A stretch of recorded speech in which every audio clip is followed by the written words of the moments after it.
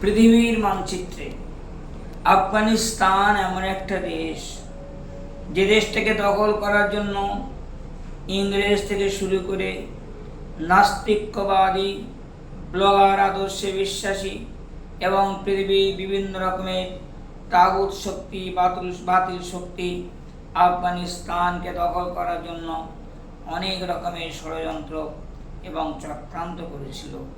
আমরা এটা ভালোভাবেই জানি যে আফগানিস্তানের মাটির এমন একটা তাসির আছে। আফগানিস্তানের মাটি উর্বর মাটি, সোনা মাটি, খাঁটি মাটি, পাথুরে মাটি, পাহাড়ি মাটি। ওই মাটিতে ইসলাম বিরোধীরা কোনোদিন স্থায়িত্ব স্থাপন করতে পারেনি, বারবার চেষ্টা করেছে। এক সময়ের ঘটনায় আমরা দেখেছি আফগানিস্তানের মাটিতে ডক্টর নজিবুল্লাহ নেতৃত্বে, এই যে ডক্টর নজিবুল্লাহ রাশিয়ার পাঁচাটা, রাশিয়ার বুলডগ, রাশিয়ার অ্যালসেসিয়ান ডগ, রাশিয়ার ভাড়াটে এবং পোষা, তার নেতৃত্বে আফগানিস্তানের মাটিতে ইসলামকে খতম করা ঘৃণ্য ষড়যন্ত্র আর চক্রান্ত করেছিল। সেই নজিবুল্লাহের বিরুদ্ধে একবেলা হাফেজে কোরআন তারা মাঠে ময়দানে নেমে পড়েছিল।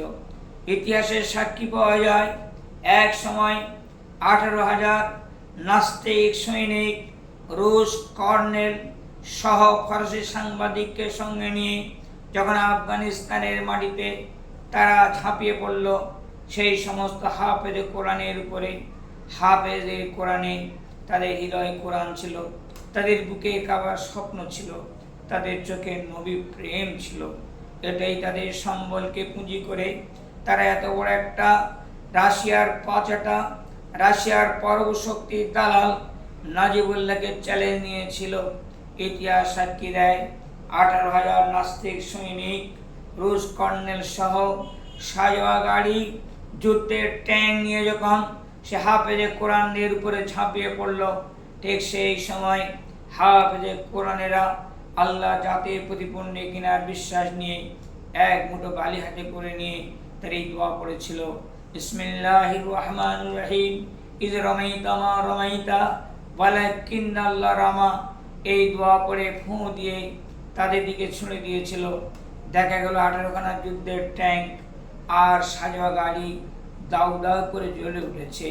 রুশ কর্নেল, ফরাসি সাংবাদিক, 18,000 নাস্তিক সৈনিক একসঙ্গে হাত উঁচু করে বলেছিল, I have seen Allah in Afghanistan. আমরা আজ নিজের চোখে আফগানিস্তানের মাটিতে আল্লাহর কুদরত দেখেছি, যেন আমরা আল্লাহকেই দেখেছি। তাই আমরা একসঙ্গে 18,000 নাস্তিক সৈনিক, রুশ কর্নেল, ফরাসি সাংবাদিক সহ সকলে সম্মিলিতভাবে আমরা ইসলাম ধর্ম কবুল করে নিতেছি। এটা ভুলে গেলে চলবে না।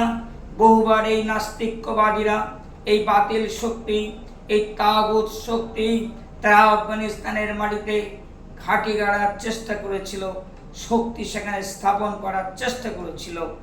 আফগানিস্তানের উর্বর মাটির লড়াকু সৈনিকরা আল্লাহ জাতির প্রতি পূর্ণ ইকিন রেখে আর আল্লাহর প্রতি বিশ্বাস রেখে অপসীম সংগ্রাম করে তাদের পবিত্র মাটিকে রক্ষা করেছে। আপনারা এটা ভালোভাবেই জানেন। কিছুদিন আগে, অর্থাৎ কয়েক বছর পূর্বে, আমেরিকা আফগানিস্তানের উপরে সেনাঘাঁটি তারা বসিয়ে দিয়েছিল। আফগানিস্তানের জনগণ, সেদেশের ইমানদার, সেদেশের লড়াকু সৈনিকরা তারা লড়াই করে আমেরিকার মতো শক্তিশালী একটা শক্তিকে তারা তাড়িয়ে দিয়েছে।